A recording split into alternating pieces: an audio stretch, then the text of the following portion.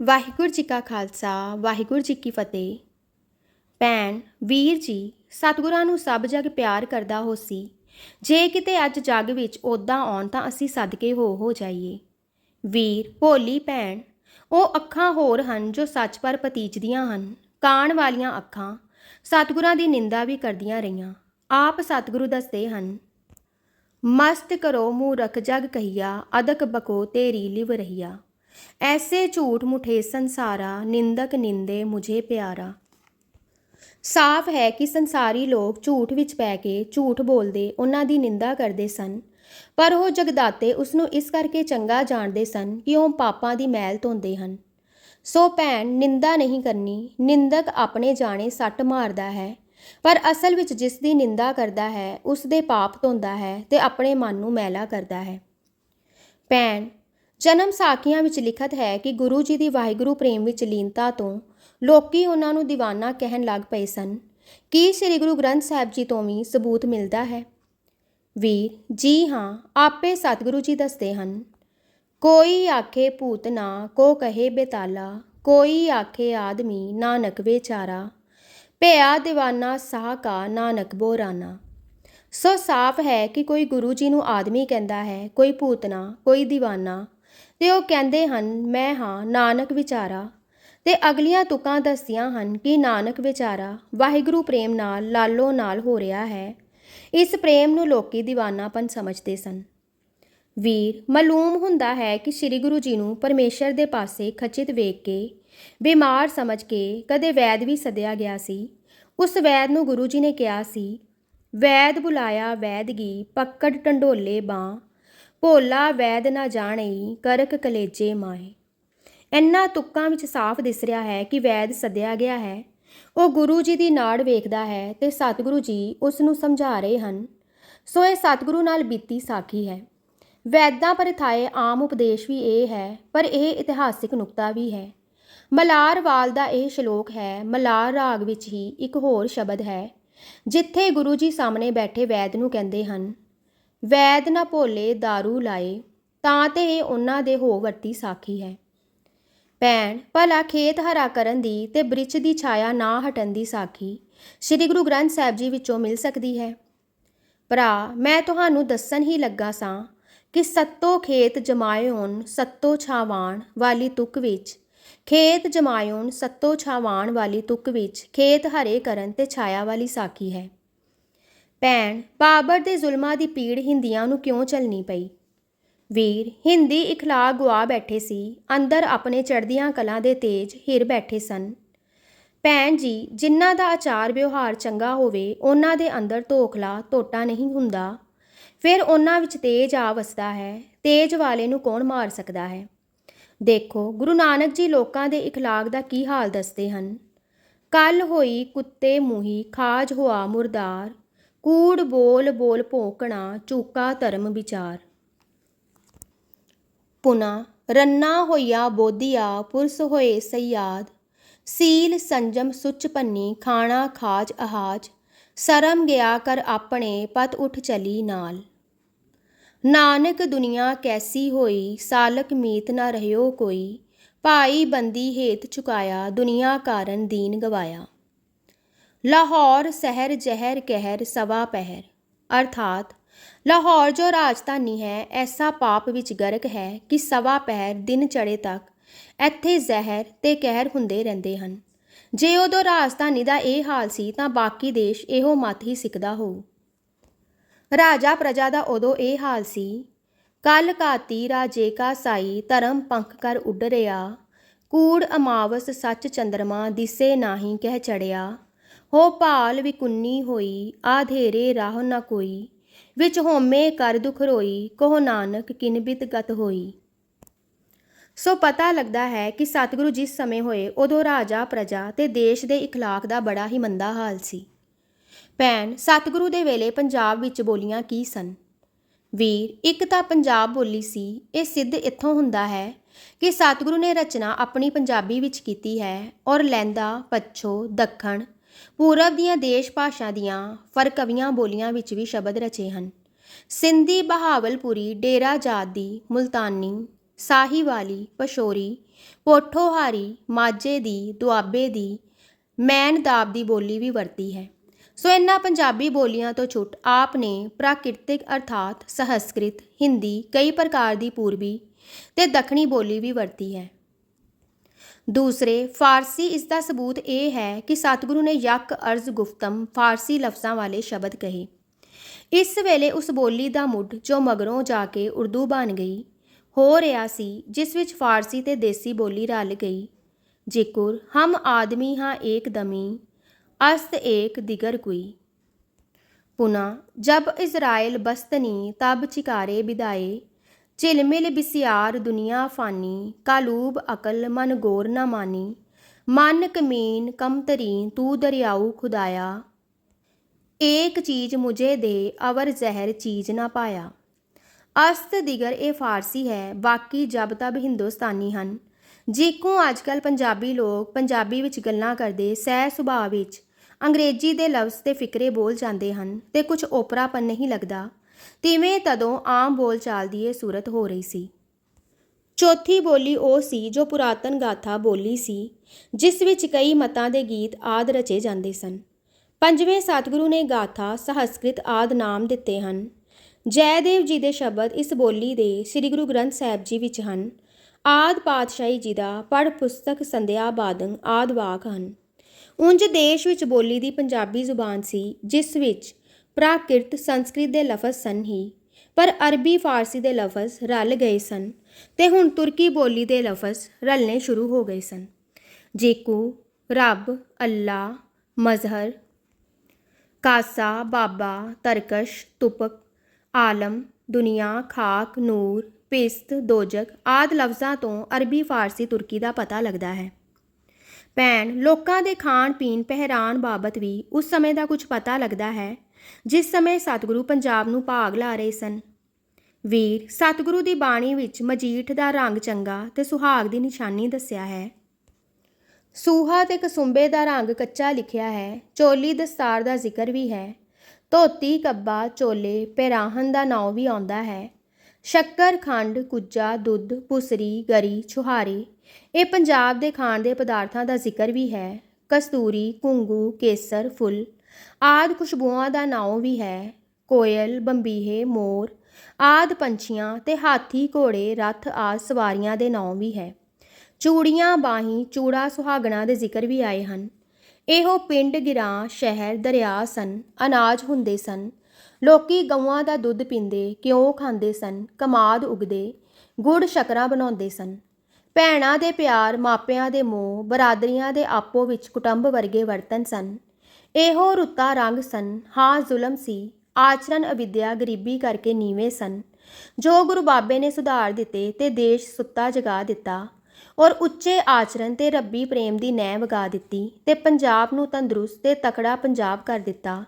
ਜੋ ਸਾਮਾਨ ਉਹਨਾਂ ਦੇ ਵੇਲੇ ਸਨ, ਹੁਣ ਤੱਕ ਪੰਜਾਬ ਵਿੱਚ ਚਲੇ ਆਉਂਦੇ ਹਨ, ਪਰ ਹੁਣ ਰਫਸ਼ਾਂ ਬਦਲ ਰਹੀਆਂ ਹਨ। ਭੈਣ, ਕੋਈ ਸਾਖੀਆਂ। ਵੀਰ, ਬੀਬੀ, ਕਈ ਸ਼ਬਦ ਲਗਭਗ ਸਾਖੀਆਂ ਹਨ। ਸਤਿਗੁਰੂ ਜੀ ਨੇ ਕਿਸੇ ਨਾ ਕਿਸੇ ਦੇ ਪਰਥਾਏ ਬਹੁਤ ਸ਼ਬਦ ਉਚਾਰੇ ਹਨ।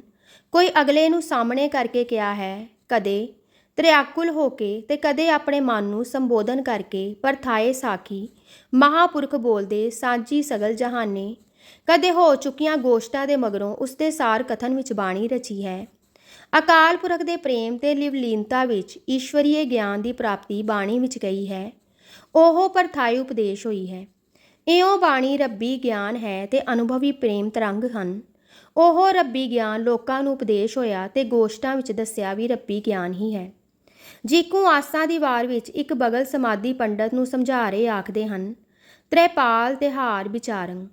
ਤ੍ਰੈਪਾਲ, ਤੇਰਾ ਹਾਲ ਵਿਚਾਰ ਰਿਹਾ ਹੈ। ਤੇਰਾ ਕਹਿਣ ਤੋਂ ਸਪਸ਼ਟ ਪਤਾ ਲੱਗ ਗਿਆ ਹੈ ਕਿ ਇਹ ਕਿਸੇ ਪੰਡਤ ਨੂੰ ਸਾਹਮਣੇ ਸਮਝਾ ਰਹੇ ਹਨ, ਪਰ ਤ੍ਰਿਆਕੁਲ ਹੋ ਕੇ ਜਾਂ ਆਪਣੇ ਆਪ ਨੂੰ ਸਾਹਮਣੇ ਕਰਕੇ ਜਦ ਕਹਿੰਦੇ ਹਨ, ਤਦ ਹੁੰਦਾ ਤਾਂ ਕਦੇ-ਕਦੇ ਸਾਖੀ ਪਰਤਾਏ ਹੈ, ਪਰ ਸਪਸ਼ਟ ਅਸੀਂ ਆਖ ਨਹੀਂ ਸਕਦੇ। ਹੋ ਸਕਦਾ ਹੈ ਕਿ ਆਪਣੇ ਰੰਗ ਵਿੱਚ ਹੀ ਉਚਾਰ ਰਹੇ ਹੋਣ। ਜਨਮ ਸਾਖੀਆਂ ਪ੍ਰਸੰਗਾਂ ਦੀ ਮਦਦ ਨਾਲ ਤਾਂ ਅਸੀਂ ਕਿਤਨੇ ਹੀ ਸ਼ਬਦਾਂ ਬਾਬਤ ਦੱਸ ਸਕਦੇ ਹਾਂ ਕਿ ਫਲਾਣੇ ਪਰਥਾਏ ਫਲਾਣਾ ਸ਼ਬਦ ਉਚਾਰਿਆ ਹੈ, ਪਰ ਨਿਰੋਲ ਸ੍ਰੀ ਗੁਰੂ ਗ੍ਰੰਥ ਸਾਹਿਬ ਜੀ ਦੀ ਅੰਦਰਲੀ ਉਗਾਹੀ ਤੋਂ ਵੀ ਬਹੁਤ ਪਤੇ ਲੱਗਦੇ ਹਨ। ਜੇਹਾ ਕੁ ਗਾਛੋ ਪੁੱਤਰੀ ਰਾਜ ਕੁਆਰ, ਨਾਮ ਭਣੋ ਸੱਚ ਦੋਤ ਸਵਾਰ। ਇਹ ਸ਼ਿਵਨਾਬ ਦੀ ਪੁੱਤਰੀ ਨੂੰ ਉਪਦੇਸ਼ ਦਿੱਤਾ ਸੀ, ਪਰ ਸ੍ਰੀ ਗੁਰੂ ਗ੍ਰੰਥ ਸਾਹਿਬ ਜੀ ਤੋਂ ਕੇਵਲ ਇੰਨੀ ਉਗਾਹੀ ਹੀ ਮਿਲਦੀ ਹੈ ਕਿ ਇਹ ਕਿਸੇ ਰਾਜ ਕੰਨਿਆ ਨੂੰ ਸਤਿਗੁਰੂ ਨੇ ਕਿਹਾ ਹੈ, ਜਾਓ ਬੇਟਾ ਨਾਮ ਜਪੋ, ਇਹੋ ਸੱਚੀ ਸੁੰਦਰਤਾ ਹੈ। ਫਿਰ ਸ਼ਿਵਨਾਬ ਦੀ ਵੋਟੀ ਨੂੰਹ ਨੂੰ ਕਹਿੰਦੀ ਹੈ, ਮਹਾਰਾਜ ਨੂੰ ਮੱਥਾ ਟੇਕ, ਤੇ ਉਹ ਕਹਿੰਦੀ ਹੈ, ਮੇਰੇ ਤੋਂ ਨੀਵਿਆਂ ਨਹੀਂ ਜਾਂਦਾ। ਤਾਂ ਸੱਸ ਕਹਿੰਦੀ ਹੈ, ਦੇਹ ਦਾ ਅਭਿਮਾਨ ਨਾ ਕਰ, ਵੱਡੇ ਵੱਡੇ ਪੱਕੇ ਮੰਦਰ ਢਹਿ ਗਏ, ਇਸ ਦੇਹ ਨੇ ਕਦ ਰਹਿਣਾ ਹੈ। ਤਦੋਂ ਸਤਿਗੁਰੂ ਸੁੰਦਰੀ ਨੂੰ ਕਹਿੰਦੇ ਹਨ, ਨਹੀਂ ਬੇਟਾ, ਕਿਸੇ ਦੇ ਕਹੇ ਮੱਥਾ ਨਹੀਂ ਟੇਕਣਾ। ਪਹਿਲਾ ਵਰਤ ਸਿਆਣ ਕੇ ਤਾਂ ਕੀਚੇ ਵਾਪਾਰ। ਤੂੰ ਪਛਾਣ ਆਪਣੇ ਲਈ ਕਿ ਜਿਸ ਨੂੰ ਤੂੰ ਵਾਹਿਗੁਰੂ ਦਾਤ ਦਾ ਦਾਤਾ ਮੰਨਣਾ ਹੈ, ਉਹ ਠੀਕ ਦਾਤਾ ਹੈ ਕਿ ਨਹੀਂ। ਸਤਿਗੁਰੂ ਨੇ ਰਸਮ ਪ੍ਰਸਤੀ ਦੂਰ ਕਰਕੇ ਸੁਤੰਤਰ ਚੋਣ ਦਾ ਉਪਦੇਸ਼ ਦਿੱਤਾ ਤੇ ਦੱਸਿਆ, ਸ੍ਰੀ ਗੁਰੂ ਗ੍ਰੰਥ ਸਾਹਿਬ ਜੀ ਵਿੱਚ ਇਹ ਸਾਖੀ ਤਾਂ ਨਹੀਂ ਲਿਖੀ, ਪਰ ਇਹ ਨੂੰਹ ਸੱਸ ਤੇ ਗੁਰੂ ਜੀ ਦੀ ਬਾਤ ਲਿਖੀ ਹੈ, ਜਿਸ ਤੋਂ ਇਹ ਤਾਂ ਸਿੱਧ ਹੈ ਕਿ ਕਿਸੇ ਸੱਸ ਨੇ ਕਿਸੇ ਨੂੰਹ ਨੂੰ ਮੱਥਾ ਟੇਕਣ ਨਹੀਂ ਕਿਹਾ, ਤੇ ਸਤਿਗੁਰੂ ਨੇ ਆਪਣੀ ਅਰੋਗ, ਤੰਦਰੁਸਤ, ਤਕੜੀ ਤੇ ਅਬੇ ਰੂਹਾਨੀ ਜ਼ਿੰਦਗੀ ਪੈਦਾ ਕਰਨ ਦਾ ਸੱਚ ਉਪਦੇਸ਼ ਸੁਤੰਤਰ ਚੋਣ ਵਾਲਾ ਉਸ ਨੂੰ ਦਿੱਤਾ। ਆਸਾ ਦੀ ਵਾਰ ਵਿੱਚ ਸਤਿਗੁਰੂ ਨੇ ਉਪਦੇਸ਼ ਦਿੱਤਾ ਹੈ ਕਿ ਧਾਗੇ ਦਾ ਜਨੇਊ ਮੁਕਤ ਨਹੀਂ ਕਰ ਸਕਦਾ। ਮੁਕਤ ਕਰਨੇ ਵਾਲਾ ਜਨੇਊ ਦਇਆ, ਸੰਤੋਖ, ਜਤ, ਸਤ ਆਦਿ ਸ਼ੁਭ ਗੁਣਾਂ ਦਾ ਚਾਹੀਏ। ਹੈ ਤਾਂ ਇਹ ਸ਼ਲੋਕ ਉਪਦੇਸ਼ ਰੂਪ, ਇਸ ਵਿੱਚ ਇੱਕ ਤੁਕ ਹੈ, ਇਹੋ ਜਨੇਊ ਜੀ ਕਾ ਹਈ ਤਾਂ ਪਾਡੇ ਕਤ। ਹੁਣ ਹਈ ਤਾਂ ਪਾਡੇ ਕਤ ਸਨਮੁਖ ਸੰਬੋਧਨ ਹੈ। ਕਿਸੇ ਨੂੰ ਕਹਿ ਰਹੇ ਹਨ ਕਿ ਜੇ ਜਨੇਊ ਹਈ ਤਾਂ ਲਿਆ ਪਾ, ਇਹ ਭਾਂਡੇ ਨਾਲ ਗੱਲਾਂ ਕਰ ਰਹੇ ਜਾਪਦੇ ਹਨ। ਸਤਿਗੁਰੂ ਇਕਾਂਤ ਵਾਸੀ ਬਚਪਨ ਤੋਂ ਸਨ, ਸੋ ਕਿਸੇ ਦੇ ਜਨੇਊ ਦੇ ਭੀੜ ਭੜੱਕੇ ਪਰ ਜਾਣਾ ਘੱਟ ਸੰਭਵ ਹੈ। ਆਪਣੇ ਬੱਚਿਆਂ ਲਈ ਪਾਂਡੇ ਨੂੰ ਸੱਦਣਾ ਸੰਭਵ ਹੀ ਨਹੀਂ, ਕਿਉਂਕਿ ਇਨ੍ਹਾਂ ਖਿਆਲਾਂ ਵਾਲੇ ਦਾ ਰਸਮ ਕਰਨ ਲਈ ਪਾਂਡੇ ਨੂੰ ਸੱਦ ਕੇ ਫਿਰ ਸਮਝੌਤੀ ਕਰਨੀ ਆਪਣੇ ਆਪ ਵਿੱਚ ਅਸੰਭਵ ਹੈ। ਬਾਕੀ ਇਹੋ ਗੱਲ ਸਪਸ਼ਟ ਹੈ ਕਿ ਆਪਣੇ ਜਨੇਊ ਪਹਿਰਨ ਵੇਲੇ ਪਾਂਡਾ ਆਇਆ ਹੈ ਤੇ ਉਸ ਨੂੰ ਮੱਤ ਦੇ ਰਹੇ ਹਨ, ਤੇ ਸੱਚੇ ਜਨੇਊ ਦੀ ਜੋ ਮੁਕਤ ਕਰੇ ਵਿਆਖਿਆ ਕਰ ਰਹੇ ਹਨ। ਜੋ ਗੱਲਬਾਤ ਪੰਡਤ ਨਾਲ ਹੋਈ, ਜੋ ਈਸ਼ਵਰੀਏ ਗਿਆਨ ਉਸ ਨੂੰ ਦੱਸਿਆ, ਸੋ ਗੁਰੂ ਜੀ ਨੇ ਰਚ ਦਿੱਤਾ। ਪਿੰਡ, ਪੱਤਲ, ਗੰਗਾ ਆਦਿ ਕਈ ਵੇਰਵਾ ਇਸ ਸ਼ਬਦ ਤੋਂ ਸਪਸ਼ਟ ਪ੍ਰਤੀਤ ਹੁੰਦਾ ਹੈ। ਦੀਵਾ ਮੇਰਾ ਏਕ ਨਾਮ, ਦੁੱਖ ਵਿੱਚ ਪਾਇਆ ਤੇਲ, ਉਨ ਚਾਨਣ ਉਹ ਸੋਖਿਆ, ਚੂਕਾ ਜਮ ਸਿਓ ਮੇਲ। ਲੋਕਾਂ ਮਤ ਕੋ ਫੱਕੜ ਪਾਏ, ਲੱਖ ਮੜਿਆ ਕਰ ਏਕ ਠੇ, ਏਕ ਰਤੀਲੇ ਪਾਹੇ। ਸਾਫ਼ ਹੈ ਕਿ ਕਿਸੇ ਪਿੰਡ ਭਰਾਉਣ ਲਈ ਪਾਂਡੇ ਜਾਂ ਹੋਰ ਕਿਸੇ ਨੇ ਕਿਹਾ ਹੈ, ਤਾਂ ਆਪ ਜੀ ਨੇ ਬਚਨ ਕੀਤਾ ਹੈ, ਪਿੰਡ ਪਤਲ ਮੇਰੀ ਕੇਸੂਓ, ਕਿਰਿਆ ਸੱਚ ਨਾਮ ਕਰਤਾਰ। ਮੇਰੀ ਪਤ ਤੋਂ ਆਪਣੀ ਬਾਬਤ ਸਾਫ਼ ਕਹਿ ਰਹੇ ਹਨ। ਇਸ ਤੋਂ ਸਹੀ ਹੁੰਦਾ ਹੈ ਕਿ ਪਰਲੋਕ ਸਮੇਂ ਆਪਨੇ ਇਹ ਉਪਦੇਸ਼ ਆਪਣੇ ਅੰਤਲੇ ਸੰਸਕਾਰ ਬਾਬਤ ਦਿੱਤਾ ਹੈ। ਜੇ ਕਿਸੇ ਹੋਰਸ ਦੇ ਪਰਥਾਏ ਉਪਦੇਸ਼ ਵੀ ਮੰਨ ਲਈਏ, ਤਦ ਵੀ ਇਸ ਵਿੱਚ ਪਾਂਡੇ ਲਈ ਹਿਦਾਇਤ ਹੈ ਕਿ ਅੰਤਮ ਸੰਸਕਾਰ ਅਸਾਂ ਬ੍ਰਾਹਮਣੀ ਮਤ ਅਨੁਸਾਰ ਨਹੀਂ ਕਰਨਾ, ਪਰ ਗੁਰਮਤ ਅਨੁਸਾਰ। ਫਿਰ ਦੇਖੋ ਕਿ ਸਾਰੀਆਂ ਜਗਤ ਰੀਤਾਂ ਬਾਬਤ ਵੀ ਆਪ ਫਰਮਾਉਂਦੇ ਹਨ, ਜਾਲੋ ਐਸੀ ਰੀਤ ਜਿਤ ਮੈਂ ਪਿਆਰਾ ਵਿਸਰੇ, ਨਾਨਕ ਸਾਈ ਭਲੀ ਪ੍ਰੀਤ, ਜਿਤ ਸਾਹਿਬ ਸੇਤੀ ਪਤ ਰਹੇ। ਇਸੇ ਤਰ੍ਹਾਂ ਮਰਦਾਨੇ ਦਾ ਪਤਾ ਵੀ ਸ੍ਰੀ ਗੁਰੂ ਗ੍ਰੰਥ ਸਾਹਿਬ ਜੀ ਵਿੱਚੋਂ ਮਿਲਦਾ ਹੈ। ਮਰਦਾਨੇ ਪਰਥਾਏ ਗੁਰੂ ਜੀ ਨੇ ਇੱਕ ਸਲੋਕ ਕਿਹਾ ਹੈ, ਦੇਖੋ ਵਾਰ ਬਿਹਾਗੜਾ। ਇਸੇ ਤਰ੍ਹਾਂ ਵਾਰਾਂ ਤੇ ਵਧੀਕ ਵਿੱਚ, ਨਾਲ ਕਿਰਾੜਾ ਦੋਸਤੀ, ਕੂੜੇ ਕੂੜੀ ਪਾਏ, ਮਰਨ ਨਾ ਜਾਪੇ ਮੂਲਿਆ, ਆਵੇ ਕਿਤੇ ਥਾਏ। ਇਸ ਸਲੋਕ ਤੋਂ ਵੀ ਪਤਾ ਲੱਗਦਾ ਹੈ ਕਿ ਮੂਲੇ ਕਿਰਾੜ ਪਰਥਾਏ ਇਹ ਵਾਕ ਹੋਏ ਹਨ। ਭੈਣ, ਉਸ ਸਮੇਂ ਪੰਜਾਬ ਦਾ ਮਜ਼ਹਬ, ਧਰਮ ਜਾਂ ਮਤ ਕੀ ਸੀ? ਵੀਰ, ਕਾਵਾਂ ਰੋਲੀ ਵੇਦ ਮਤ ਨੂੰ ਬੁੱਧ ਮਤ ਖਾ ਚੁੱਕਾ ਸੀ, ਬੁੱਧ ਮਤ ਨੂੰ ਬ੍ਰਾਹਮਣੀ ਮਤ ਫਿਰ ਸਮਾਪਤ ਕਰ ਚੁੱਕਾ ਸੀ, ਬ੍ਰਾਹਮਣੀ ਮਤ ਨੂੰ ਮੁਸਲਮਾਨੀ ਮਤ ਗ੍ਰਹਿਣ ਲਾ ਰਿਹਾ ਸੀ ਤੇ ਉਸ ਪਰ ਵੈਸ਼ਨੂ ਮਤ ਦੀ ਹਲਕੀ ਰੰਗਣ ਚੜ੍ਹ ਕੇ ਫਿੱਕੀ ਪੈ ਰਹੀ ਸੀ।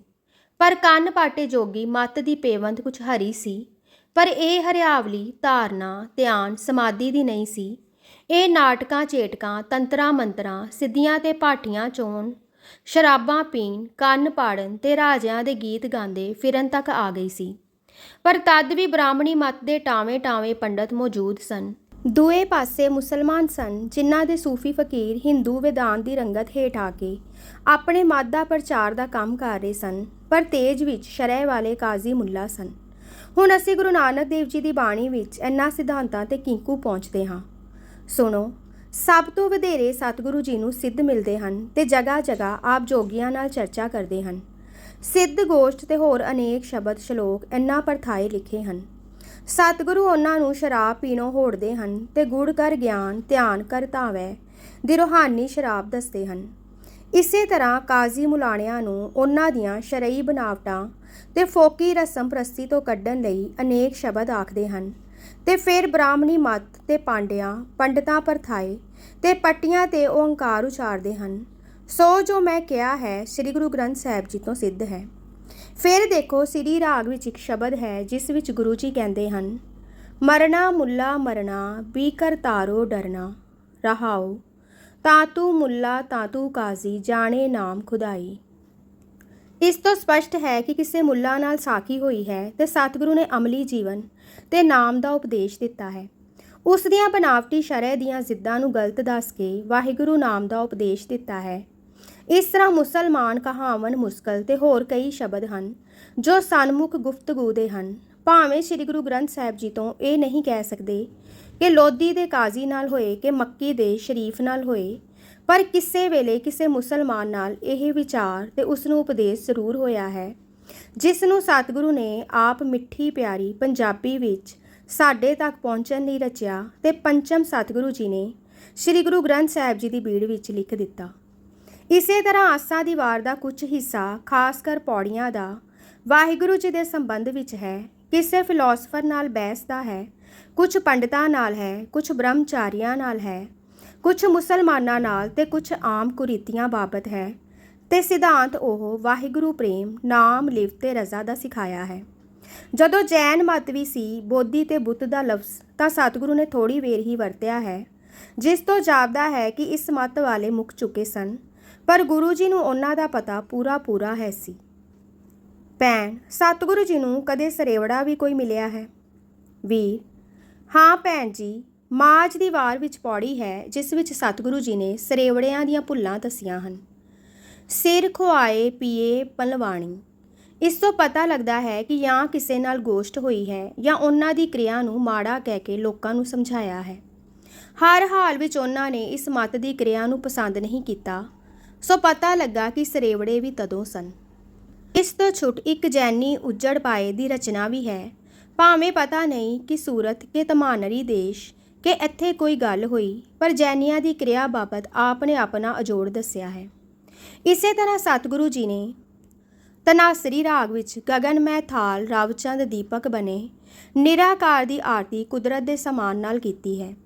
ਭਾਵ ਇਹ ਹੈ ਕਿ ਉਹਨਾਂ ਨੇ ਮਨ ਨੂੰ ਬਨਾਵਟ ਤੋਂ ਉੱਚਾ ਕਰਕੇ ਕੁਦਰਤ ਨਾਲ ਇੱਕ ਸਵਰ ਕਰਕੇ ਵਾਹਿਗੁਰੂ ਦੀ ਸਿਫਤ ਸਲਾਹ ਵਿੱਚ ਲਿਵ ਲਾਉਣ ਦੀ ਜਾਚ ਦੱਸੀ ਹੈ। ਮਾਲੂਮ ਹੁੰਦਾ ਹੈ ਕਿ ਕਿਤੇ ਕਿਸੇ ਮੂਰਤੀ ਅੱਗੇ ਆਰਤੀ ਹੁੰਦੀ ਵੇਖ ਕੇ ਸਤਿਗੁਰੂ ਨੇ ਉਹਨਾਂ ਨੂੰ ਇਹ ਮਿੱਠਾ ਉਪਦੇਸ਼ ਕੀਤਾ ਹੈ। ਅਸੀਂ ਸਮਝ ਸਕਦੇ ਹਾਂ ਪੂਰਬ, ਬਿਹਾਰ, ਬੰਗਾਲ, ਉੜੀਸਾ ਵਿੱਚ ਵੈਸ਼ਨੋ ਮਤ ਪ੍ਰਧਾਨ ਸੀ। ਉਹਨਾਂ ਵਿੱਚ ਆਰਤੀ ਜ਼ਰੂਰੀ ਅੰਗ ਸੀ। ਜਗਨਨਾਥ ਸ਼੍ਰੋਮਣੀ ਮੰਦਰ ਸੀ। ਸੋ ਅਸੀਂ ਖਿਆਲ ਕਰ ਸਕਦੇ ਹਾਂ ਕਿ ਉੱਥੋਂ ਲੋਕਾਂ ਨੂੰ ਫੋਕੀ ਤੇ ਨਿਰੀ ਰਸਮ ਪ੍ਰਸਤੀ ਤੋਂ ਉਦਾਹਰਨ ਨਾਮਿਤ ਤੇ ਜਿਉਂਦੀ ਪ੍ਰੇਮ ਦੀਆਂ ਝਰਨਾਟਾਂ ਵਾਲੀ ਰੋਗ ਰਹਿਤ ਰੱਬੀ ਜ਼ਿੰਦਗੀ ਦਾਨ ਕਰਨ ਲਈ ਇਹ ਕੁਦਰਤ ਨਾਲ ਇੱਕ ਸਵਰ ਹੋ ਕੇ ਕਾਦਰ ਅੱਗੇ ਕਰਨ ਦੀ ਆਰਤੀ ਸਿਖਾਈ ਹੋਵੇ। ਮਾਲੂਮ ਹੁੰਦਾ ਹੈ ਕਿ ਇੱਕ ਸਮੇਂ ਅਹਿੰਸਾਹੇ ਪਰਮੋ ਧਰਮ ਮੰਨਣ ਵਾਲੇ ਪਾਂਡੇ ਨਾਲ ਸਤਿਗੁਰੂ ਦੀ ਗੋਸ਼ਟ ਹੋਈ।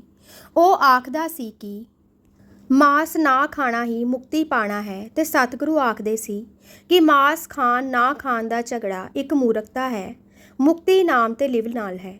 ਮਲਾਰ ਰਾਗ ਵਿੱਚ ਇਹ ਗੋਸ਼ਟ ਲਿਖੀ ਹੈ ਕਿ ਉੱਥੇ ਗੁਰੂ ਜੀ ਕਹਿੰਦੇ ਹਨ, ਪਾਂਡੇ ਤੂੰ ਜਾਣੇ ਹੀ ਨਾਹੀਂ ਕਿੱਥੋਂ ਮਾਸ ਉਪੰਨਾ। ਸਾਫ਼ ਹੈ ਕਿ ਆਪ ਕਿਸੇ ਪਾਂਡੇ ਨੂੰ ਸਨਮੁਖ ਸੰਬੋਧਨ ਕਰ ਰਹੇ ਹਨ। ਸਤਿਗੁਰੂ ਉਸ ਦੀ ਭੁੱਲ ਇਹ ਦੱਸ ਰਹੇ ਹਨ ਕਿ ਮੁਕਤੀ ਨਾਮ ਜਪਣ ਵਾਹਿਗੁਰੂ ਪ੍ਰੇਮ ਨਾਲ ਹੈ। ਵਾਹਿਗੁਰੂ ਵਿਮੁਖ ਰਹਿਣ ਵਾਲੇ ਚਾਹੇ ਮਾਸ ਨਹੀਂ ਖਾਂਦੇ ਤਾਂ ਵੀ ਕਲਿਆਣ ਦੇ ਅਧਿਕਾਰੀ ਨਹੀਂ, ਚਾਹੇ ਖਾਂਦੇ ਹਨ ਤਾਂ ਵੀ ਮੁਕਤ ਨਹੀਂ ਹੋ ਸਕਦੇ। ਤੁਸੀਂ ਮਨ ਦੀ ਵਾਹਿਗੁਰੂ ਨਾਲ ਲਗਾਤਾਰ ਲਗਨ ਦਾ ਖਿਆਲ ਛੱਡ ਕੇ ਵਿਹਿਤ ਅਵਿਹਿਤ ਕਰਮਾਂ ਦੇ ਝਗੜੇ ਵਿੱਚ ਪੈ ਕੇ ਅਸੁਰੀ ਸੰਪਦਾ ਵਿੱਚ ਖੇਡ ਰਹੇ ਹੋ। ਸੋ ਕਿਸੇ ਅਹਿੰਸਾ ਨੂੰ ਕੇਵਲ ਮੁਕਤੀਕਾਰੀ ਮੰਨਣ ਵਾਲੇ ਨਾਲ ਇਹ ਸਾਖੀ ਹੋਈ ਹੈ। ਇਹ ਕੇਵਲ ਇੱਕ ਖਿਆਲ ਦੀ ਰਚਨਾ ਮਾਤਰ ਨਹੀਂ। ਇਸ ਪਦ ਵਿੱਚ ਤੂੰ ਪਿਆ ਹੈ ਜੋ ਕਿ ਦੱਸਦਾ ਹੈ ਕਿ ਕਿਸੇ ਮਾਸ ਤੇ ਭਰਮੀ ਪਰ ਉਂਝ ਫੋਕੜ ਕਰਮੀ ਜਾਂ ਨਿਰੇ ਕਰਮ ਕਾਂਡੀ ਨੂੰ ਸੰਬੋਧਨ ਹੋ ਰਿਹਾ ਹੈ ਤੇ ਉਹ ਹੈ ਹੀ ਪਾਂਡਾ। ਭੈਣ, ਦੱਖਣੀ ਓਂਕਾਰ ਤੋਂ ਕੁਝ ਪਤਾ ਲੱਗਦਾ ਹੈ? ਵੀਰ, ਜੀ ਹਾਂ, ਇਹ ਇੱਕ ਵਰਨ ਵਾਲਾ ਦੁਆਰਾ ਉਪਦੇਸ਼ ਹੈ, ਪਰ ਤਰਜ਼ ਦੱਸ ਰਹੀ ਹੈ ਕਿ ਇੱਕ ਪਾਂਡੇ ਨਾਲ ਚਰਚਾ ਹੈ। ਇਹ ਪਾਂਡਾ ਨਿਰਾ ਤੀਰਥਾਂ ਦਾ ਪੁਰੋਹਿਤ ਨਹੀਂ, ਸਗੋਂ ਮੁੰਡੇ ਵੀ ਪੜ੍ਹਾਉਂਦਾ ਹੈ। ਜੈਸੇ ਕਿ ਸ਼ੁਰੂ ਵਿੱਚ ਉਸ ਨੂੰ ਸੁਣ ਪਾਂਡੇ ਕਹਿੰਦੇ ਹਨ ਤੇ ਅਖੀਰ ਵਿੱਚ ਦੱਸਦੇ ਹਨ, ਪਾਂਦਾ ਗੁਰਮੁਖ ਆਖੀਏ ਚਾਟੜਿਆ ਮਤ ਦੇ। ਇਸ ਤੋਂ ਸਾਫ਼ ਧਵਨੀ ਨਿਕਲ ਰਹੀ ਹੈ ਕਿ ਪਾਂਦਾ ਵੀ ਹੈ ਤੇ ਮੁੰਡੇ ਵੀ ਪੜ੍ਹਾਉਂਦਾ ਹੈ। ਇਸ ਪਾਂਦੇ ਨੂੰ ਫੋਕੇ ਗਿਆਨ ਤੋਂ, ਛੁੱਛੀ ਵਿਦਵਤਾ ਤੋਂ ਕੱਢ ਕੇ ਗੁਰੂ ਜੀ ਨਾਮ ਦੀਆਂ ਚੜ੍ਹਦੀਆਂ ਕਲਾਂ, ਪਰਮੇਸ਼ਰ ਦੇ ਪਿਆਰ ਦੇ ਸੱਚੇ ਸੰਜੋਗ ਦਾ ਉਪਦੇਸ਼ ਕਰਦੇ ਹਨ ਤੇ ਉਪਦੇਸ਼ ਵਿੱਚ ਆਦਮੀ ਦੇ ਜੀਵਨ ਦੇ ਸਾਰੇ ਪਹਿਲੂ ਦਿਖਾਈ ਜਾਂਦੇ ਹਨ। ਇਸ ਦੇ ਪੜ੍ਹਦਿਆਂ ਪਤਾ ਲੱਗ ਜਾਂਦਾ ਹੈ ਕਿ ਪਾਂਡਾ ਸਿੱਖੀ ਵਿੱਚ ਆ ਗਿਆ। ਉਸ ਦੀ ਭੈਣ ਨੂੰ ਬੁਰਾ ਲੱਗਾ, ਫਿਰ ਉਸ ਨੇ ਪ੍ਰਸ਼ਨ ਉੱਤਰ ਕੀਤੇ ਹਨ। ਫਿਰ ਉਸ ਦੀ ਨਿਸ਼ਾ ਹੋਈ। ਅੰਤ ਸਤਿਗੁਰੂ ਉਹਨਾਂ ਨੂੰ ਨਾਮਦਾਨ, ਲਿਵਦਾਨ ਦੇ ਕੇ ਆਏ। ਭਰਤਰੀ ਨਾਮੇ ਜੋਗੀ ਨੂੰ ਸਤਿਗੁਰੂ ਨੇ ਉਪਦੇਸ਼ ਕੀਤਾ, ਜੇ ਆਸਾ ਰਾਗ ਵਿੱਚ ਸਾਰਾ ਸ਼ਬਦ ਹੈ, ਇਸ ਦੀ ਅਖੀਰ ਤੁਕ ਹੈ, ਕਹੋ ਨਾਨਕ ਸੁਨ ਭਰਥਰੀ ਜੋਗੀ ਪਾਰ ਬ੍ਰਹਮ ਲਿਵ ਏਕੰ। ਦੇ ਸ਼ਬਦ ਹੋਰ ਵੀ ਇਸੇ ਰਾਗ ਵਿੱਚ ਭਰਥਰੀ ਦੇ ਨਾਮ ਸਮੇਤ ਹਨ। ਕਹੋ ਨਾਨਕ ਸੁਨ ਭਰਥਰੀ ਜੋਗੀ ਖੀਵਾ ਅੰਮ੍ਰਿਤ ਧਾਰੇ ਤਥਾ ਸੁਨ ਭਰਥਰੀ ਨਾਨਕ ਕਹੇ ਵਿਚਾਰ ਨਿਰਮਲ ਨਾਮ ਮੇਰਾ ਆਧਾਰ। ਜਿਸ ਤੋਂ ਸਪਸ਼ਟ ਹੋ ਗਿਆ ਕਿ ਇਹ ਉਪਦੇਸ਼ ਭਰਥਰੀ ਨਾਮੇ ਜੋਗੀ ਨੂੰ ਹੋ ਰਿਹਾ ਹੈ। ਛੇਕੜ ਇਹ ਪਤਾ ਲੱਗਦਾ ਹੈ ਕਿ ਭਰਥਰੀ ਗੁਰੂ ਜੀ ਦਾ ਗੁਣਾਨੁਵਾਦੀ ਹੋ ਗਿਆ ਤੇ ਫਿਰ ਸਦਾ ਉਹਨਾਂ ਦੇ ਨਾਲ ਰਿਹਾ। ਜੈਸਾ ਕਿ ਭੱਟਾ ਨੇ ਪਤਾ ਦਿੱਤਾ ਹੈ, ਭਰਥਰੀ ਗੁਣ ਉਚਰੇ ਸਦਾ ਗੁਰ ਸੰਗ ਰਹੰਤੋ। ਭੈਣ, ਸਤਿਗੁਰੂ ਜੀ ਪਤੰਜਲ ਦੇ ਯੋਗ ਦਰਸ਼ਨ ਤੇ ਸਾਂਖ ਦੀ ਸਾਧਨਾ ਔਰ ਹੱਠ ਯੋਗ ਦੇ ਸਾਧਨਾ ਦੇ ਜਾਣੂ ਸੀ ਕਿ ਨਹੀਂ? ਵੀਰ ਜੀ ਨਾ ਨਿਰੇ ਜਾਣੂ ਸੀ, ਪਰ ਉਹਨਾਂ ਨੇ ਹੱਠ ਯੋਗ ਕਰਕੇ ਵੀ ਤੱਕੇ ਹੋਏ ਸਨ। ਇਸ ਕਰਕੇ ਸਿੱਧਾਂ ਨਾਲ, ਜੋਗੀਆਂ ਨਾਲ ਜਦ ਚਰਚਾ ਛਿੜਦੀ ਹੈ ਤਾਂ ਉਹਨਾਂ ਦਾ ਖੂਬ ਖੰਡਨ ਕਰਦੇ ਹਨ। ਯਥਾ ਪਹਿਰਾ ਅਗਨ ਹਿਵੇ ਕਰ ਬਾਧਾ। ਏਕ ਵੇਰ ਆਖਦੇ ਹਨ, ਅਚਲ ਵਟਾਲੇ ਸਿੱਧਾਂ ਨੂੰ ਪਰਾਜੇ ਕਰ ਦਿੱਤਾ। ਪਰ ਤੁਸਾਂ ਇਸ ਵੇਲੇ ਬਾਹਰ ਦੀ ਗੱਲ ਤਾਂ ਨਹੀਂ ਸੁਣਨੀ, ਸੋ ਅੰਦਰਲੀ ਸਾਖੀ ਸੁਣੋ। ਸ੍ਰੀ ਗੁਰੂ ਗ੍ਰੰਥ ਸਾਹਿਬ ਜੀ ਵਿੱਚ ਸਿੱਧ ਗੋਸ਼ਟ ਗੁਰੂ ਜੀ ਨੇ ਆਪ ਲਿਖੀ ਹੈ ਤੇ ਇਹ ਬਾਣੀ ਸੁੱਤੇ ਲਿਖੀ ਨਹੀਂ ਜਾਪਦੀ। ਇਹ ਹੋਈ ਕਿਸੇ ਗੋਸ਼ਟ ਦਾ ਸਾਰ ਅੰਸ਼ ਗੁਰੂ ਜੀ ਨੇ ਲਿਖਿਆ ਹੈ। ਪਹਿਲੀ ਤੁਕ ਇਉਂ ਹੈ, ਸਿੱਧ ਸਭਾ ਕਰ ਆਸਣ ਬੈਠੇ। ਸਿੱਧ ਸਾਡੇ ਦੀਵਾਨ ਵਿੱਚ ਆਏ ਤੇ ਆ ਕੇ ਆਸਣ ਲਾ ਕੇ ਬੈਠ ਗਏ ਤੇ ਸਾਨੂੰ ਕਹਿਣ ਲੱਗੇ, ਹੇ ਸੰਤ ਸਭਾ ਤੁਸਾਨੂੰ ਜੈਕਾਰ ਹੋਵੇ। ਅੱਗੋਂ ਫਿਰ ਪ੍ਰਸ਼ਨ ਉੱਤਰ ਟੁਰਦੇ ਹਨ। ਕਵਨ ਤੁਮੇ ਕਿਆ ਨਾਉ ਤੁਮਾਰਾ, ਕੌਣ ਮਾਰਗ ਕੌਣ ਸੁਆਊ। ਅੱਗੇ ਫਿਰ ਬਹਿਸ ਛਿੜ ਪੈਂਦੀ ਹੈ, ਜਿਸ ਵਿੱਚ ਸਤਿਗੁਰੂ ਜੀ ਉਹਨਾਂ ਨੂੰ ਹੱਠ ਯੋਗ ਤੇ ਕਸ਼ਟ ਵਾਲੇ ਤਪਾਂ ਦੀ ਥਾਂ ਨਾਮ ਦੇ ਅਭਿਆਸ, ਲਿਵ ਤੇ ਵਾਹਿਗੁਰੂ ਦੇ ਪ੍ਰੇਮ ਵਿੱਚ ਲੈ ਆਉਂਦੇ ਹਨ। ਸੋ ਇਹ ਸਪਸ਼ਟ ਹੈ ਕਿ ਇਹ ਬਾਣੀ ਇੱਕ ਹੋਏ ਵਾਕਿਆ ਦੀ ਤੇ ਉਸ ਦਿੱਤੇ ਉਪਦੇਸ਼ ਦੀ ਸਾਰ ਅੰਸ਼ ਹੈ। ਅਸਲ ਵਿੱਚ ਇਸ ਸਮੇਂ ਪੰਜਾਬ ਵਿੱਚੋਂ ਜੋ ਕਦੇ ਬੁੱਧ ਮਤ ਦਾ ਪੰਘੂੜਾ ਸੀ, ਜੋਗ ਮਤ ਘਟ ਰਿਹਾ ਸੀ। ਇਸ ਦੇ ਸੁੱਕੇ ਮੁੱਢ ਤੇ ਬ੍ਰਾਹਮਣੀ ਮਤ ਵੀ ਚੱਲ ਰਿਹਾ ਸੀ। ਉਸ ਵਿੱਚ ਬੈਰਾਗ ਮਤ ਦਾ ਰੰਗ ਚੜ੍ਹ ਗਿਆ ਸੀ ਤੇ ਹੁਣ ਉਹ ਗੋਰਖ ਦੇ ਯੋਗ ਮਤ ਦੇ ਮਗਰੋਂ ਦੇ ਸ਼ਰਾਬ ਆਦਿ ਵਾਲੇ ਯੋਗ ਮਤ ਵਿੱਚ ਡੱਕੋ ਡੋਲੇ ਖਾ ਰਿਹਾ ਸੀ। ਪੰਜਾਬ ਵਿੱਚ ਇਹੋ ਪ੍ਰਧਾਨ ਸੀ। ਜੋਗੀ ਪ੍ਰਚਾਰਕ ਘਰ ਘਰ ਫਿਰਦੇ ਸੀ। ਸ਼ਰਾਬ ਆਦਿ ਜੋਗੀਆਂ ਵਿੱਚ ਧਰਮ ਦਾ ਥਾਂ ਮੱਲ ਚੁੱਕੇ ਸੀ। ਰਾਗ ਰਾਮਕਲੀ ਵਿੱਚ ਸਤਿਗੁਰੂ ਦੇ ਜੋਗੀਆਂ ਨਾਲ ਬੁਬਾਹਸੇ ਕਿੰਨੇ ਹੀ ਥਾਈਂ ਆਉਂਦੇ ਹਨ, ਪਰ ਸਭ ਦਾ ਨਿਚੋੜ ਸਿੱਧ ਗੋਸ਼ਟ ਵਿੱਚ ਹੈ। ਜੋ ਉਹਨਾਂ ਨਾਵਾਂ ਤੋਂ ਜੋ ਸਿੱਧ ਗੋਸ਼ਟ ਵਿੱਚ ਆਉਂਦੇ ਹਨ, ਮਾਲੂਮ ਹੁੰਦਾ ਹੈ ਕਿ ਪਰੇ ਦੇ ਮੰਨੇ ਪਰਮੰਨੇ ਆਗੂ ਜੋਗੀਆਂ ਨਾਲ ਚਰਚਾ ਹੋ ਕੇ ਸਤਿਗੁਰੂ ਨੇ ਪੰਜਾਬ ਨੂੰ ਇਹਨਾਂ ਤੋਂ ਸੁਤੰਤਰ ਕੀਤਾ ਤੇ ਸੱਚੇ ਵਾਹਿਗੁਰੂ ਦਾ ਸੱਚਾ ਪਿਆਰ ਤੇ ਵਾਹਿਗੁਰੂ ਨਾਲ ਦਿਲੀ ਭਾਵਾਂ ਨਾਲ ਲੋਕ ਪਰਲੋਕ ਦੀਆਂ ਸਾਂਝਾਂ ਪਾਉਣ ਦੀ ਸਦਾ ਜਵਾਨ, ਜ਼ੋਰਦਾਰ, ਸੱਚੀ ਚੜ੍ਹਦੀਆਂ ਕਲਾਂ ਵਾਲੀ ਜ਼ਿੰਦਗੀ ਬਖਸ਼ੀ। ਕਿਉਂਕਿ ਸਿੱਧ ਗੋਸ਼ਟ ਦੇ ਅਖੀਰ ਵਿੱਚ ਮਾਲੂਮ ਹੁੰਦਾ ਹੈ ਕਿ ਇਹਨਾਂ ਲੋਕਾਂ ਨੇ ਹੱਠ ਛੱਡ ਕੇ ਸਤਿਗੁਰੂ ਤੋਂ ਨਾਮ ਦੀ ਯਾਚਨਾ ਕੀਤੀ ਹੈ। ਤੁਸਾਂ ਅੱਜ ਸੁਣਨਾ ਨਹੀਂ, ਭਾਈ ਗੁਰਦਾਸ ਨੇ ਲਿਖਿਆ ਹੈ, ਬਾਬੇ ਕੀਤੀ ਸਿੱਧ ਗੋਸ਼ਟ ਸ਼ਬਦ ਸਾਂਤ ਸਿੱਧਾਂ ਵਿੱਚ ਆਈ। ਅਰਥਾਤ ਹੱਠ ਯੋਗ ਤੋਂ ਹਟ ਕੇ ਉਹਨਾਂ ਨੇ ਸ਼ਬਦ ਸ਼ਾਂਤੀ ਦਾ ਤਸਲੀਮ ਕੀਤਾ ਤੇ ਇਸ ਸ਼ਾਂਤ ਵਿੱਚ ਆ ਗਏ। ਪਰ ਲਓ, ਮੈਂ ਤੁਹਾਨੂੰ ਸਿੱਧ ਗੋਸ਼ਟ ਦੇ ਵਿੱਚੋਂ ਹੀ ਇਹ ਸਾਖੀ ਸੁਣਾਉਂਦਾ ਹਾਂ। ਗੁਰੂ ਨਾਨਕ ਜੀ ਹੋਂ ਅਤੀਤ ਸਨ, ਹੋਂ ਆਪ ਦੱਸਦੇ ਹਨ, ਹੋਂਦਾ ਫੜੀਅਗ ਨਾਨਕ ਜਾਨ, ਨਾ ਹੋ ਨਾ ਮੈਂ ਜੂਨੀ ਪਾਣ। ਉਹ ਆਪਣੀ ਜਿੱਤ ਨੂੰ ਆਪਣੀ ਜਿੱਤ ਨਹੀਂ ਸਨ ਖਿਆਲਦੇ। ਉਹ ਸਭ ਵਾਹਿਗੁਰੂ ਦਾ ਖੇਲ ਜਾਣਦੇ ਸਨ ਤੇ ਦੱਸਦੇ ਸਨ। ਆਪਣੀ ਇਸ ਨਿਮਰਤਾ ਵਾਲੀ ਬੋਲੀ ਵਿੱਚ ਗੁਰੂ ਜੀ ਸਿੱਧਾਂ ਪਰ ਪਾਈ ਜਿੱਤ ਨੂੰ ਦੱਸਦੇ ਹਨ। ਸਾਧਕ ਸਿੱਧ ਗੁਰੂ ਬਹੁ ਚੇਲੇ ਖੋਜਤ ਫਿਰੇ ਫੁਰਮਾਣੇ, ਮੰਗੇ ਨਾਮ ਪਾਏ ਇਹ ਭਿਖਿਆ ਤੇਰੇ ਦਰਸ਼ਨ ਕੋ ਕੁਰਬਾਣੇ। ਅਬਿਨਾਸੀ ਪ੍ਰਭ ਖੇਲ ਰਚਾਇਆ ਗੁਰਮੁਖ ਸੋਚੀ ਹੋਈ, ਨਾਨਕ ਸਭ ਜੁਗ ਆਪੇ ਵਰਤੇ, ਦੂਜਾ ਅਵਰ ਨ ਕੋਈ। ਭਾਵ ਇਹ ਹੈ ਕਿ ਸਿੱਧ ਲੋਕ ਜੋ ਗੁਰੂ ਹਨ ਤੇ ਸਾਧਕ ਜੋ ਸਾਧਨਾ ਕਰਨ ਵਾਲੇ ਸਨ, ਉਹ ਸਾਰੇ ਨਾਮ ਮੰਗਦੇ ਹਨ। ਕਹਿੰਦੇ ਹਨ ਸਾਨੂੰ ਕਿਵੇਂ ਇਹ ਭਿਖਿਆ ਪਾਵੋ, ਤੇ ਆਖਦੇ ਹਨ ਤੇਰੇ ਦਰਸ਼ਨ ਤੋਂ ਸਦਕੇ ਹਾਂ, ਅਰਥਾਤ ਉਸ ਦਰਸ਼ਨ, ਮਤ, ਫਿਲਸਫਾ, ਧਰਮ ਦੀ ਸਿੱਖਿਆ ਤੋਂ ਅਸੀਂ ਸਦਕੇ ਹਾਂ, ਜਾਂ ਆਪ ਦੇ ਦੀਦਾਰ ਤੋਂ ਸਦਕੇ ਹਾਂ। ਸੋ ਗੁਰੂ ਜੀ ਕਹਿੰਦੇ ਹਨ, ਜੈਸਾ ਕਿ ਗੁਰੂ ਜੀ ਦਾ ਨਿਰਅਭਿਮਾਨ ਸੁਭਾਅ ਸੀ। ਇਹ ਵਾਹਿਗੁਰੂ ਦਾ ਖੇਲ ਹੈ ਕਿ ਇਹ ਲੋਕ ਗੁਰਮੁਖ ਹੋ ਗਏ ਹਨ, ਨਾਮ ਲੈ ਲਿਆ ਤੇ ਸੋਝੀ ਆ ਗਈ ਨੇ। ਕਹਿੰਦੇ ਹਨ ਗੁਰੂ ਨਾਨਕ ਸਾਰੇ ਯੁੱਗਾਂ ਵਿੱਚ ਆਪ ਵਰਤਦਾ ਹੈ, ਹੋਰ ਕੋਈ ਨਹੀਂ। ਭਾਵ ਕਲਯੁੱਗ ਵਿੱਚ ਜੋ ਕੁਝ ਮੈਂ ਕਰ ਰਿਹਾ ਹਾਂ, ਇਹ ਮੇਰਾ ਕੰਮ ਨਹੀਂ, ਉਸ ਦਾ ਹੈ। ਸੋ ਭੈਣ ਜੀ, ਇਹ ਗੋਸ਼ਟ ਪੰਜਾਬ ਵਿੱਚੋਂ ਜੋਗ ਮਤ ਦਾ ਆਖਰੀ ਦੀਵਾ ਬੁਝਾਉਣ ਵਾਲੀ ਸੀ। ਭਾਵੇਂ ਕਿਤੇ ਕਿਤੇ ਮੱਠ ਤੇ ਜੋਗੀ ਰਹਿ ਗਏ ਤੇ ਅੱਜ ਤੱਕ ਹਨ, ਪਰ ਪੰਜਾਬ ਦਾ ਮਤ ਯੋਗ ਹੈ। ਇਹ ਚਿਰਾਗ ਗੁੱਲ ਹੋ ਗਿਆ, ਕਿਉਂਕਿ ਸਭ ਨਾਮੀ ਜੋਗੀ ਨਾਮ ਤਰੀਕ ਸਿੱਖ ਬਾਬੇ ਨਾਨਕ ਦੇ ਹੋ ਗਏ। ਸਾਂਖ ਤੇ ਜੋਗ ਦੇ ਫਿਲਸਫੇ ਨਾਲ ਵੀ ਗੁਰੂ ਜੀ ਆਪਣਾ ਕਈ ਗੱਲਾਂ ਤੇ ਅਜੋੜ ਦੱਸ ਜਾਂਦੇ ਹਨ। ਜੈਸੇ ਕਿ ਸਾਂਖ ਪੁਰਖ ਨੂੰ ਕਰਤਾ ਨਹੀਂ ਮੰਨਦਾ ਤੇ ਜੋਗ ਆਪਣੇ ਪੁਰਖ ਵਿਸ਼ੇਸ਼ ਨੂੰ ਕਰਤਾ ਨਹੀਂ ਮੰਨਦਾ, ਪਰ ਗੁਰੂ ਜੀ ਆਪਣੇ ਰੱਬ ਨੂੰ ਪੁਰਖ ਕਹਿ ਕੇ ਉਸ ਨੂੰ ਕਰਤਾ ਦੱਸਦੇ ਹਨ। ਜੈਸੇ ਕਰਤਾ ਪੁਰਖ। ਸਾਂਖ ਤੇ ਜੋਗ ਕੁਦਰਤ ਨੂੰ ਸੁਤੰਤਰ ਮੰਨਦੇ ਹਨ, ਪਰ ਗੁਰੂ ਜੀ ਦੱਸਦੇ ਹਨ ਸਭ ਤੇਰੀ ਕੁਦਰਤ, ਤੂੰ ਕਾਦਰ ਕਰਤਾ, ਪਾਕੀ ਨਾਹੀ ਪਾਕ। ਵੇਦਾਂਤ ਮਾਇਆ ਨੂੰ ਉਪਾਧੀ ਦੱਸਦਾ ਹੈ ਤੇ ਗੁਰੂ ਜੀ ਮਾਇਆ ਨੂੰ ਵੀ ਕਰਤੇ ਦੀ ਰਚੀ ਹੋਈ ਦੱਸਦੇ ਹਨ। ਭੈਣ, ਗੁਰੂ ਜੀ ਨੇ ਗੱਦੀ ਕਿਸ ਨੂੰ ਦਿੱਤੀ? ਵੀਰ, ਗੁਰੂ ਅੰਗਦ ਦੇਵ ਜੀ ਨੂੰ, ਜਿਨ੍ਹਾਂ ਦਾ ਪਹਿਲਾ ਨਾਮ ਲਹਿਣਾ ਜੀ ਸੀ। ਭੈਣ, ਸਾਰਾ ਪ੍ਰਸੰਗ ਸੁਣਾਓ ਪਰ ਬਾਹਰੋਂ ਨਹੀਂ। ਵੀਰ, ਸ੍ਰੀ ਪਾਵਨ ਲਹਿਣਾ ਜੀ ਖਡੂਰ ਵਿੱਚ ਰਹੇ, ਯਥਾ ਫਿਰ ਵਸਾਇਆ, ਫਿਰ ਆਣ ਸਤਿਗੁਰੂ ਖਾਡੂਰ।